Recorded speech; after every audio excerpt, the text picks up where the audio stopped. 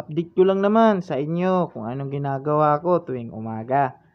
Ito pala yung ginagawa ko, pinupunasan ko muna itong aking estante bago muna ako maglagay ng tinapay. So, dahil nga ay ako lang mag-isa, kaya naman doble kayod. Siyempre, ayan, unang-una, habang naglilinis ako, may sinalang naman ako. Kaya naman ay iniwanan ko muna. Inano ko muna yung aking sinalang dahil masunog, you know? Kaya naman, ang hirap pag pinapagsabay mo yung maglilinis ka ng bahay at saka yung may linuto ka na tinapay. Talaga naman, kung hindi mo kaya, huwag mong gawin to. At ako naman ay kaya kong pagsabayin.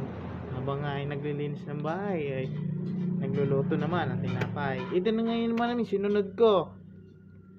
Dinisplay ko na nga. Tapos kong linisin yung aking estante.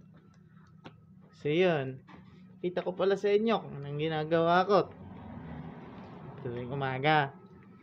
Ayun nga, at sinunod ko na nga ito matabang na tinapay. Pagkatapos nga, kumuha muna kami ng buko para magpalamig.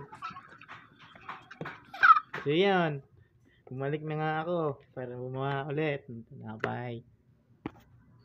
At yung mga nag-uumpisa mag-bakery, susipag lang.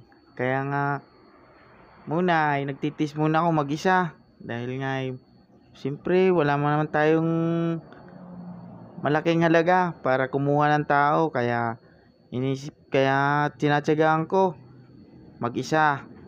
Kaya ayan, talagang mahirap. Pero dapat lang natin pagsikapan dahil nga kaysa naman maghanap tayo ng trabaho sa iba. Hindi lang pala isa o dalawa o tatlo.